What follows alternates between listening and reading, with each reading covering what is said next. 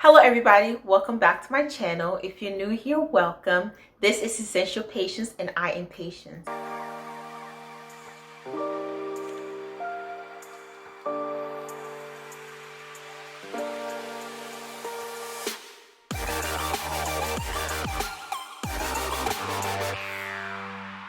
So in today's video, I'll be talking about steps that you can take to go to school at a very little cost and even graduate debt-free. Even with the rising cost of college, it is still possible to go to college and graduate debt-free 100% on scholarship money. I know it's possible because I did it. I graduated with my bachelor's degree in electrical engineering from Howard University in the spring of 2022, debt-free. 100% on scholarship money. In this video, I'll be giving some steps on what you can do to do the same. And this also goes for college students. Like, all these tips you can apply to yourself if you're in college as well, because it doesn't stop just because you get into college. Step number one is to build your resume while you're still in high school. A good resume will help you look like a well-rounded student. This includes having a good GPA, participating in different extracurricular activities, taking challenging courses such as AP courses,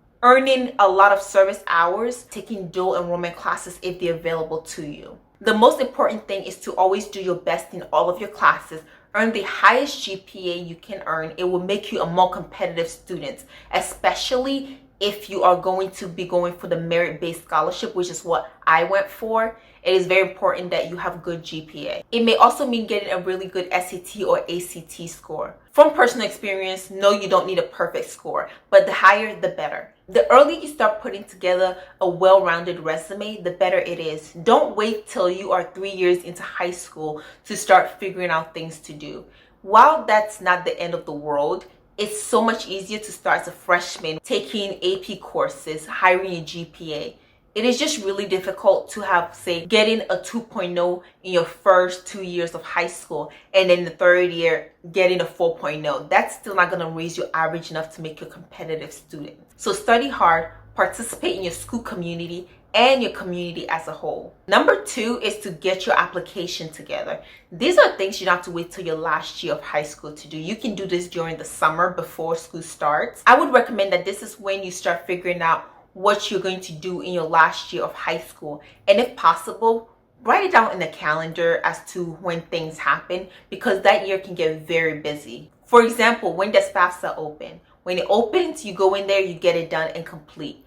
That's something you can do. You can also start getting your transcripts and letters of recommendation together. Ask professors you took the previous years if they can write you a good letter of recommendation. When school starts, things get busy, so you don't want to be waiting on a letter of recommendation from a teacher who is like managing so many students and feeling like you're pressuring them. So if possible, you can ask them over the summer. I would recommend that you ask for a letter of recommendation from as many teachers as possible and compare and pick the best ones. Something else that you can get together is a professional picture. A lot of applications will ask if you can send in a professional picture.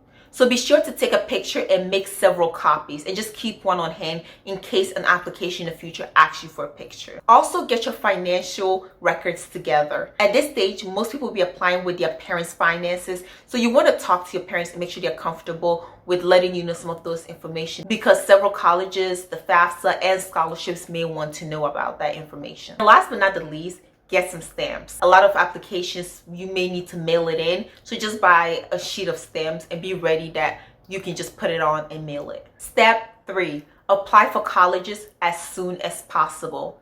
Many colleges have a first come first serve policy as long as you qualify for their financial aid. I recommend that you apply for colleges as soon as possible and finish all your applications before December. I know there's this thing about early decision, like if you apply for school at early decision, you have to go. And honestly, I tried to search it up, but I can't see why they would force you to go to a college if you can't afford it. I mean, let's say I get into a school that's like $70,000 a year and I just can't afford it. What are they gonna do? Drag me to the school? Maybe they will, I don't know. But I've not heard of anything that serious. So apply for your schools as soon as possible. Getting into number 4, this is the most important step, which is to start applying for outside scholarships. You can apply for all the schools you want to apply for, but if you don't have the money to attend, you're just not going to be able to attend. There's so many scholarships out there. And depending on different factors about your life and application, you may be qualified for some and not others, and that's okay. To start your scholarship search, you may want to ask a guidance counselor if they have a list of scholarships. Do this at the beginning of the school year. This will give you the opportunity to note down their due date and write it in your calendar so you can complete them as they are due. A lot of time, if you wait too late, you're gonna miss so many scholarship deadlines that the only ones that are gonna be available to you are the ones that are not due yet. You can also go after big national scholarships such as the Coca-Cola Foundation scholarship. However, a lot of these, you have to be very competitive. I'm not going to discourage anybody from doing it, but just make sure that you're not wasting your time applying for scholarships you don't qualify for and leaving the scholarships that you do. Next, you want to search your government, your local government, your state government, any type of government that is in the area. Go and ask them about your scholarship. You can call them, you can go on their website. Many scholarships are available to students if you're in a certain county. Many states have a delegate and senatorial scholarship. If you don't know it, call and ask about it. A lot of these scholarships goes to students who stay within the state to go to school. When you no longer attend a school in the state, you lose qualification for the scholarship. For example, I was in Maryland and I went to school in DC. So even though I was qualified to get my senatorial and delegate scholarship, after going to school in DC, I was no longer eligible, so I wasn't able to receive it. But that was okay because my local government did not care where I went to school when I won my scholarship. And instead, I was able to take it anywhere. So still apply, especially if you've not made a final decision on where you want to go to school. And it could be in state or it could be out of state. Still apply. It's better to apply and have the opportunity to make that decision yourself than to not even give yourself the chance at getting that scholarship. Another place you want to check is your local fraternities and sororities. And before you ask, no, you don't have to pledge to be eligible for the scholarship. A lot of these scholarships are just based on merit. So if you apply, you might win. Next, you might want to check community clubs. Use your resources for your benefits. Go to them, go to their website and ask if they're offering any type of scholarship. A lot of them carry small scholarships. Do not judge. If a scholarship is anywhere from $100 to whatever, apply for it because that's money that can add up. $100 here and there adds up. It can buy you your books for the semester. So definitely don't underestimate a scholarship just because of the amount. Just like looking at your local government, you may also want to take a look at your local educational system.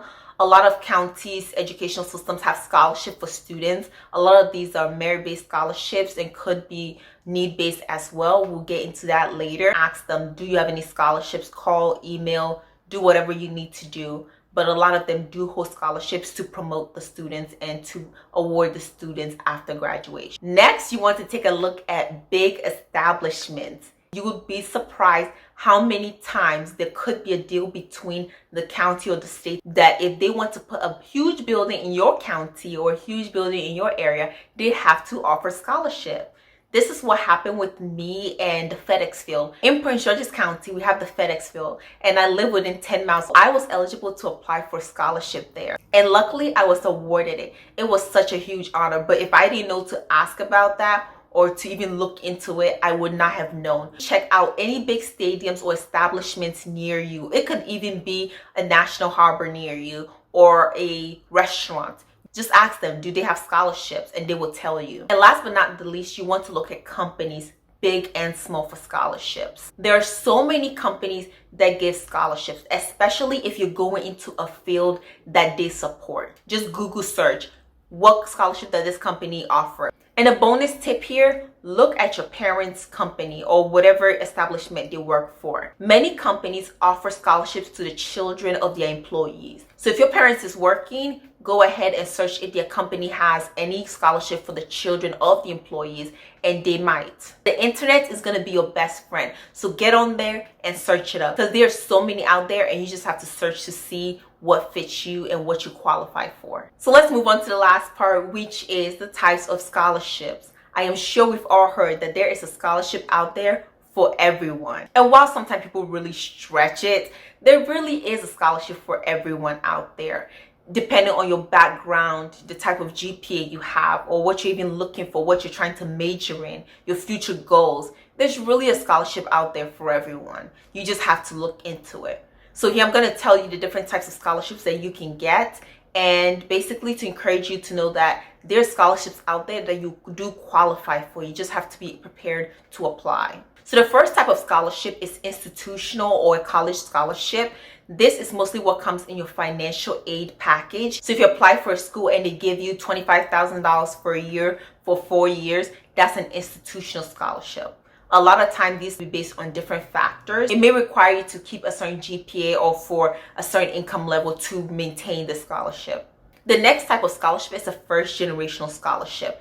Again, not everybody is included in this. My parents have been to college, so I did not qualify for this. But I know that so many students who are first generational attendants of college in your family benefit from this. And so if you are, note that there are first generation scholarships out there for you. The next type of scholarship is a need-based scholarship. A lot of this goes with your parents' income as well as how many children are in your family. Typically, this varies from state to state because what is considered low income in certain states are not always considered low income in other states. For example, in San Francisco, a family of 4 with a household income of under $117,000 is considered low income. But that's considered great income in Nashville. Your research and know where you fall in between. It would just make things much easier when navigating scholarship applications. Another sign that you do fall into need-based scholarships is if you have received free or reduced lunch, or if you receive any types of grants on your FAFSA application. The next type of scholarship is a merit-based scholarship. This is where I was able to get most of my scholarship because I did not fall into need-based. This means that you are being competitive on your academic record. If you're currently attending high school or college and you don't qualify for need-based, this means that you have to work hard to maintain a strong GPA as well as a competitive test score to make sure that when you're applying for scholarships, you will be competitive to the other recipients who are also competing for a merit-based scholarship. The next type of scholarship is a gap scholarship. This can either be need-based, merit-based, a combination of both. But what gap scholarships do is that they cover the gap between your institutional scholarship and their cost of attendance. For example, let's say you win the Bill and Melinda Gates Scholarship and you attend a school that costs $50,000 per year. You're awarded $20,000 per year, but you have an extra $30,000 of attendance costs. Well, the Bill and Melinda Gates Scholarship might cover the rest for that year. Now, let's say that you go back the next year and you still have $20,000 in scholarships. However, you were able to earn much more scholarship. That somehow covered another $20,000. Well, now the scholarship would only cover $10,000 of it. It's a gap. So you don't get anything from it. You don't get a refund. However, it will cover your costs, which is very good if you're attending a school that is very expensive and you didn't get that many scholarships. The next type of scholarship are scholarships with strings. Well, at least that's what I call them because you have to do something in return. This could be like promising to go teach after you get your degree or even doing a certain service. I was leaving my future open for different opportunities. However, sometimes a good opportunity comes along with a string scholarship that you may want to consider. Maybe it's exactly what you want to do.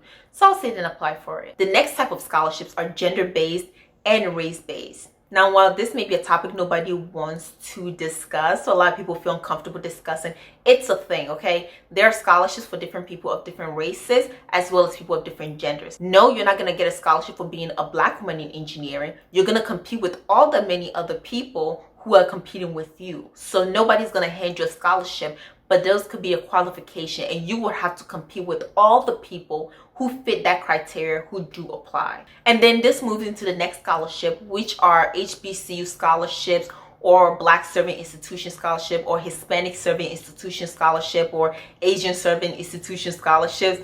They're out there. So these scholarships will normally apply to people who attend certain institutions that cater to minorities or at least are an ally to minorities. And again, you're not going to get the scholarship just by walking through. The competition is still high. You are literally competing with all the people who fit the criteria. So I just want to make it clear that just because you fit into a Hispanic serving institution, you're one of how many Hispanics there, okay? You're going to compete with all those who apply. So it doesn't make it any easier. However, it is a scholarship that you qualify for if you fit in that criteria. The next scholarship is scholarships based on majors.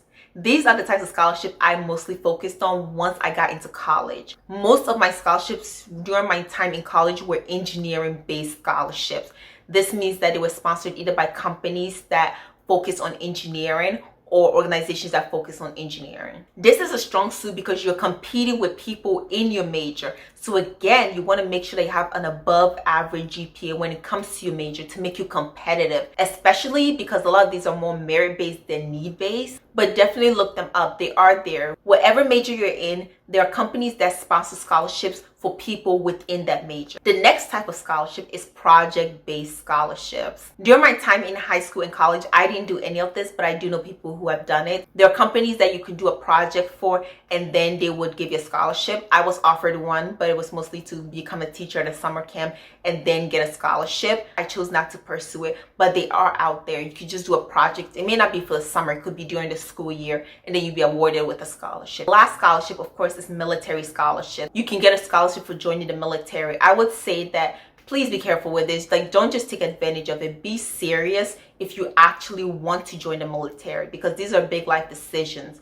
You don't have to join the military to get a scholarship, but if you want to join the military and go to school, do know that there's a scholarship available to help you. So after all that, I think it's important to leave you with number 6, which is to stay organized. It is so important to not get your dates confused, but to be organized in your scholarship applications to make sure that everything is going within the time frame. One of the worst feelings is working on an application and then realizing that you've missed the deadline. It happens to all of us. Don't be discouraged. Try to stay as organized as possible. I would suggest that you get a folder for physical applications and documents that you want to keep. If you have physical transcripts, get a folder, have your transcripts in there so that if you need a transcript, you have it. You can do the same for letters of recommendation. The next thing is to keep a folder on your computer where you keep all of your essays and applications. You don't know how great it is to be asked a question on the scholarship application and you have already answered it. Or for them to see like list your extracurricular activities and you go to your previous application and copy all of your lists instead of having to list them all over again. Keep a record of all your old essays and applications. It will save you so much time and it will also allow you to keep a record of all the scholarships you have applied for. Another thing is to have a schedule of when you work on your applications. The most important thing out of all of this, if you take out nothing, is to actually apply. If you don't apply to any, your chance of getting it becomes 0. But you want to have a schedule. Maybe I'm going to choose Friday and Saturday to work on my applications. You want to designate a time to make sure that you're consistently applying. Also try to give yourself a target on how many applications you want to finish by the end of each week or each month. It would just really help you to be motivated and stay consistent and also see some results. The more scholarships you apply to, the more chances you have on getting it, which leads to my last point of do your best on every single application. Don't try turning in mediocre applications and think just because you apply to 100 scholarships, you're gonna get a good amount. No, if it's mediocre, it's mediocre. You're competing against other students who are serious. So make sure that you put your best foot forward and you do your best on each and every single application. But in all, apply, apply, apply, apply. If you apply to many scholarships and do your best on each and every single application, your chances of winning some is really high. You will not win everything. I don't know anybody who won all the scholarships they ever applied to. Maybe there's somebody out there. If you know one, let me know. But I applied to over 150 scholarships between senior year of high school and completing college. And I can tell you, I didn't even win 25% of the scholarships. But the ones that I did win were good enough to carry me through college and help me to graduate debt-free. I know that was a lot, but thank you for sticking through with me throughout this entire video.